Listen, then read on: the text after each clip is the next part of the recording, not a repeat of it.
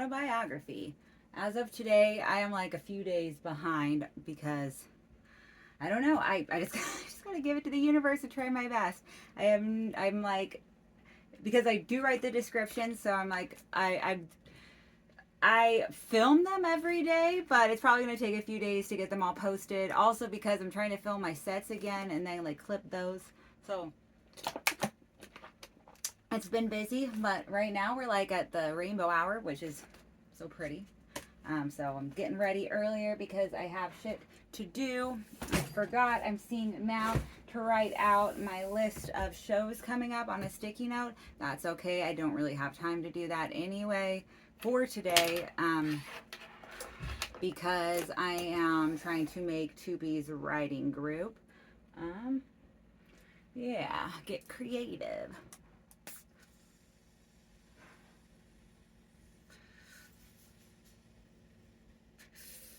I had a really good show last night. Flamingo House was amazing.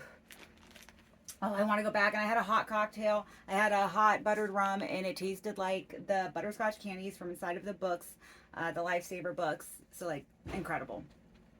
And I am getting ready earlier because I have some shit to do today. Again, the writing group.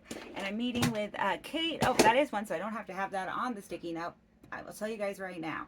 Day after Thanksgiving. It gets better and better. Kate's at Costco getting special stuff for the show. My mom and my dad and my uncle, there's a good chance will probably come to the show. It is the day after Thanksgiving. And again, like if you want to immediately burn 1,000 calories, come laugh. That's like it will negate everything. You basically like you did football the whole day instead.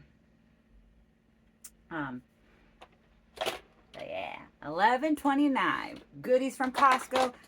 Me, Kate, also Sarah Ellsworth will be there as well. On the lineup. Those are the three I know for sure. Us three I know for sure are on the lineup.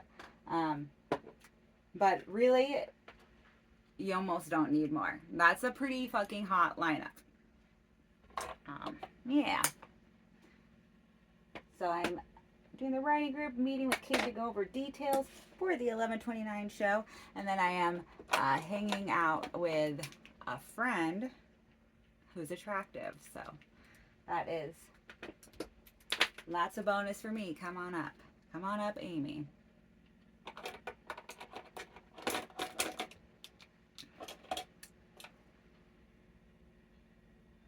We haven't said it's a date and I have enough money to go halvesies.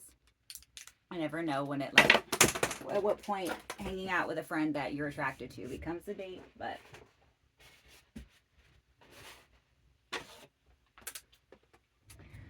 if that's all it is, then it is. And then yeah, see where that goes. For the evening, I've thought about going to SF Punchline because I do need to kind of like show my face there again soon. I don't need to, but I really want to. I like to go up there. I like the Pro Am, or it's not the Pro. I love the Pro Am like showcase, but I love the San Francisco Punchline showcase as well. It actually reminds me a lot of the Pro Am in that there's like pros and amateurs, but it just really, again, it takes a long time to get the chance to go on, and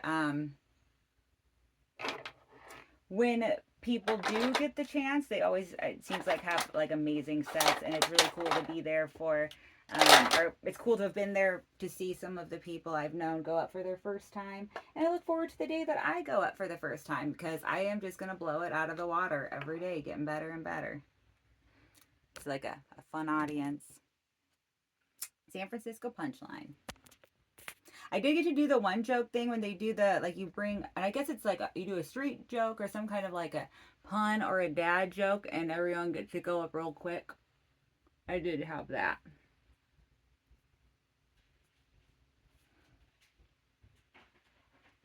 I like when I first started comedy, and I didn't start going up there right away, but when I first started, when I first started to go up to San Francisco Punchline, I remember like at first almost being like, okay, like I really, I could easily slip. I could see how I could easily slip into like, oh my gosh, I didn't get up, but totally give it to the universe now. I like trust the system in that regard, that like every time I would have gone up where I was like, oh man, I hope today's the day I get up, I would not have done as good as I would do today if I did it. All right, so I'm gonna do the book. Did I smoke? I did already smoke already, huh? That didn't do anything for me. I was like, oh my gosh, I just got like a wave of tired, and I think it is because I've been rushing, and then I just smoked that weed, and now I'm wishing I didn't. Smoking weed in the daylight like makes me fucking tired nowadays. I used to smoke weed all day, and like seriously, like sometimes after work, it's like one of the things I do. I'm like, oh my gosh, I want to smoke weed because I don't at work, very very rarely. That's because it's like I don't want to ruin the weed with work. I'd rather have all my fun at one point and then like just focus on doing a good job, I guess, when I'm at work. Not that weed, especially because a lot of my stuff is phone, weed definitely does not make me do a bad job. More so it's that I like to save. I don't want to ruin weed, the good weed, with the work task. Like, good weed should be spent doing fun things. Like eyeshadow. I'll probably do my eyeshadow today.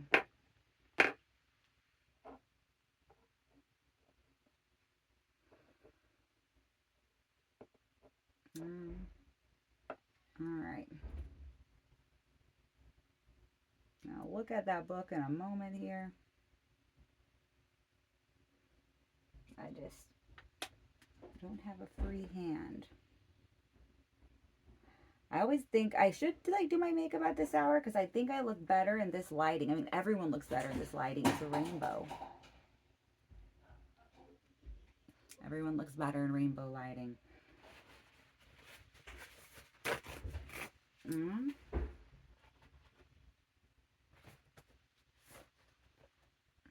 Okay.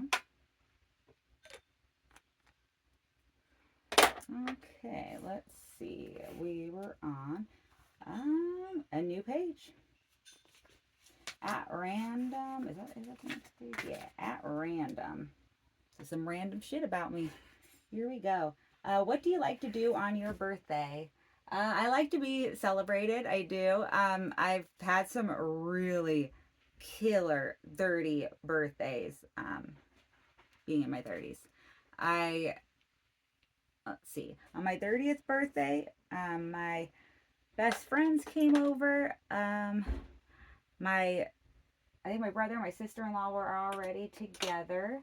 They were definitely together because, yeah, definitely. I wore this pink dress. Oh my gosh, it's like still over there. It's really pretty. I know it doesn't matter, but I was skinnier than I am now, and I did like that. But that's like in my head. It's stupid shit in my head. The dress is very pretty. Again, I still have it. I'm gonna wear it sometime. It was a pink dress that I had gotten for like a super great price at Goodwill, and it just like fit me well. I had really basically dressed up like I like to fucking do. I love to dress up, so that's what I did. I dressed up and hung out with my friends and my mom. Got some cool gifts. Everyone made me feel real special. The next year, I kind of dressed up. I remember not quite like in as special of a stuff. It was almost kind of just like a whatever dress. I'll buy like I have them all now. We would go like thrift store shopping and buy dresses that were fancy that would fit me, but then like have nothing to wear them to. But it's just because I was like, I don't know. I knew I was gonna have dress to kill someday. That's my comedy fashion show on 12/19. On 12/19, if you're looking for a good time, come to the Callback bar behind Sacramento, behind Punchline Sacramento. It's like our little belly room. And come party with me for Dress to Kill. Fashion comedy show. It's awesome.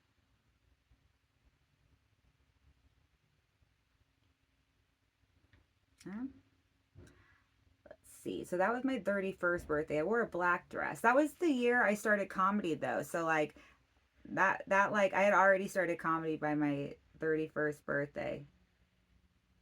So that like year just was my, it was like my comedy birth year. That was awesome. That like honeymoon period that came from that. And comedy is still awesome. It's a honeymoon period that comes when you find something that you know you're going to do the rest of your life.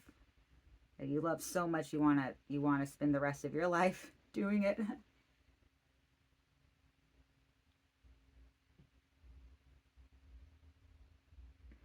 And so my 32nd birthday, um, I went up to the Bay Area and went on a like Mike Bay Area run with Joe, Joe Conyu, and that was an awesome birthday. They sang happy birthday to me. I got all my drinks paid for. And we hit like, it just really worked out for us. And I think it was because it was my birthday. They like, you know, maybe we had gotten like the birthday gift of being put on good spots on the list. So we ended up getting to like, I think 4 mics, which for a new car, which is 20 minutes, which is awesome and was awesome for me being a real hustling new comic. Still is awesome for me now, although sometimes I just like can't stress with trying to make it to everywhere. It stresses me out to do a mic run sometimes, like doing all the pre-signs and shit. I think it's like I got pre-signs off because it was my birthday. I just got lucky. I don't know. It's a good one though. And then for my last birthday, like I was like, how is it gonna get better? For my last birthday, so my friend Subas, another comic and roast a battle star, was roasting at the Comedy Store against Josh Means, another friend. And so me and a group of comics went up and spent the weekend in LA, and it was so fucking fun. It was very special.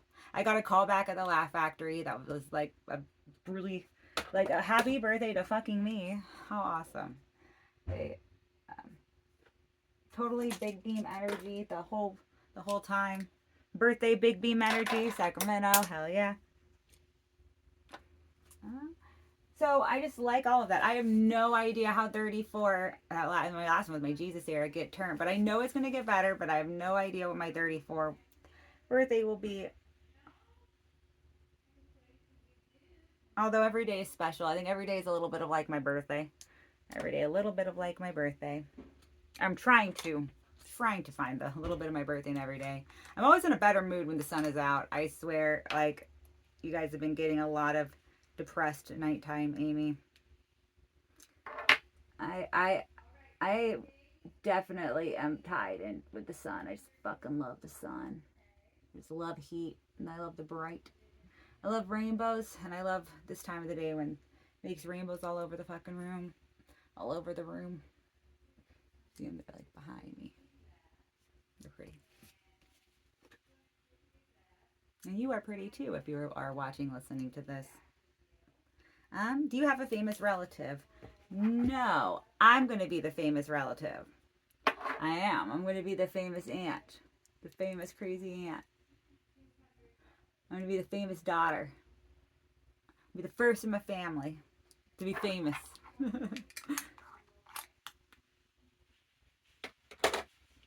I'm going to put on eyeshadow. Be right back. I'm back. Hold on. I'm watching old Saturday Night Live still.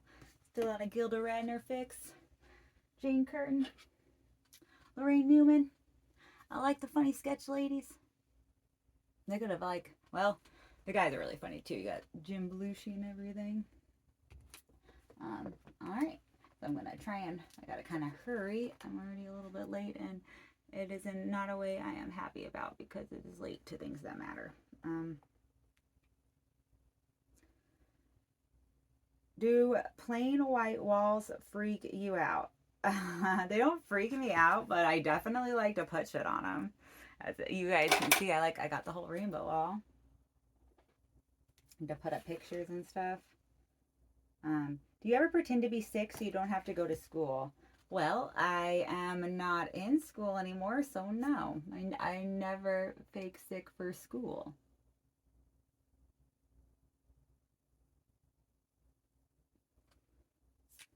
Alright.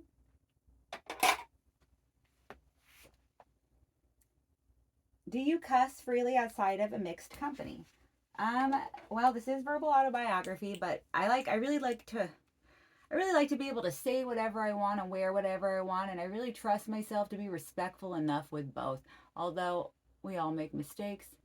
But when it comes to cussing, I think we give power to words, and I take back all the power from cuss words and give it to flavor and good.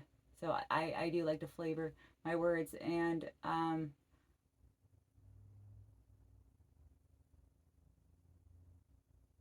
since I'm not teaching or like around kids, I don't like usually watch them, but I will try and like be more respectful if I'm around kids of my language, or like I don't know. I do try and read a room, but it is like being autistic. That can be a surprisingly good thing. I'm really good at reading the room, but just understanding the room. I guess I do. I like sometimes it's more so for me. It was like I didn't know what to do with my own emotions, and I always felt like they were different than other people. Like it's like I would be sad when other people about things that other people were happy about, or but some of that just also was not being wise. I was just a kid. I haven't been wise until recently. It was my 30s.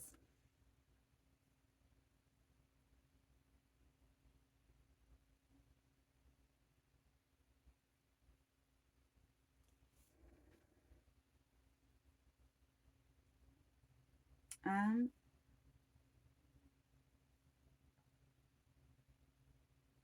okay, if you had to say hell was somewhere on earth, where would you claim it to be? It could be in your own mind. Like I think that our minds are sometimes much more powerful than the places we're at. Um, it's like look at this lovely room. This is where I would have died, and it didn't look like this then. It was actually a lot like more suitable for death. It was a lot sadder. I didn't have the rainbow walls. I didn't have comedy. I just had like my people who I was gonna make find me dead, like selfish. But suicide isn't a selfish thing. It's a very painful thing. It's losing the fight with depression, and depression is a very real illness.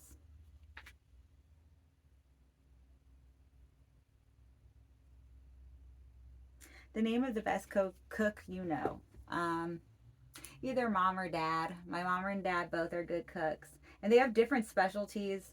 And just like really nail it on the comfort foods. We have like a family spaghetti recipe that just knocks it out of the park every time. I think.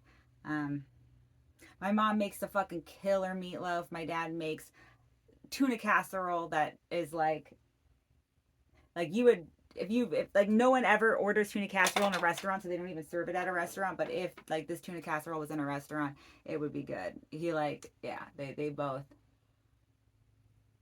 do a damn good comfort meal there. Um, so yeah, they're my favorite cooks. They're the people who've cooked for me. Yes, I mean, at least ones that come to mind.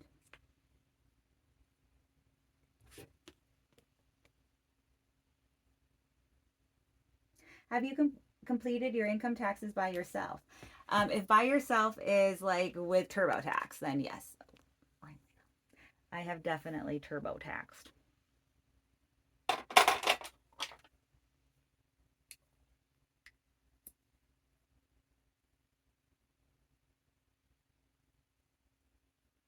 Sparkles are in season, and I'm hanging out with an attractive friend, so it's like a date this evening. I mean, we should bring the sparkles to reapply them.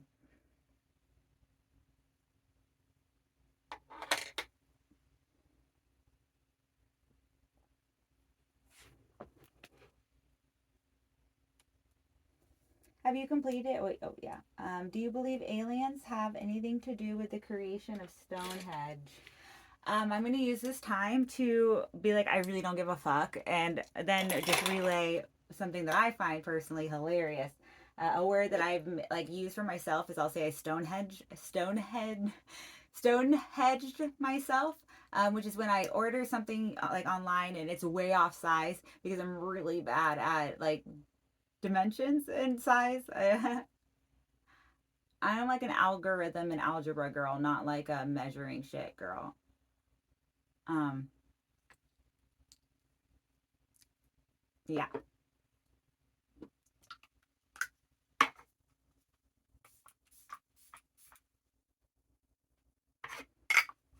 Um,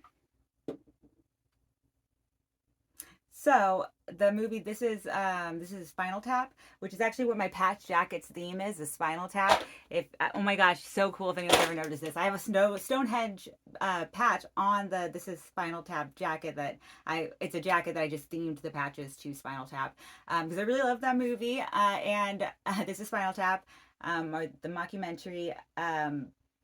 There is a part in that movie where they like draw on a napkin the idea they want for like this Stonehenge prop piece for like a stage set thing. Oh, look at all the rain. It's so beautiful.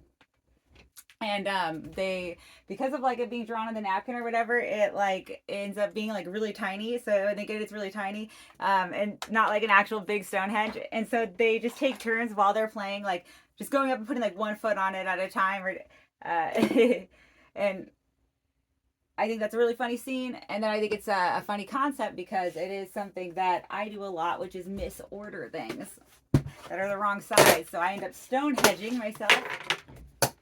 You know, just having to put one foot up on it because it was or like it'll be way too big. I'll like think that I would end up being just this huge ass like blanket.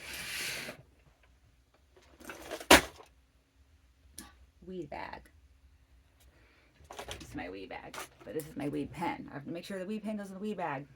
Otherwise, I'll be pissed myself. All right. So that was another episode of Verbal Autobiography.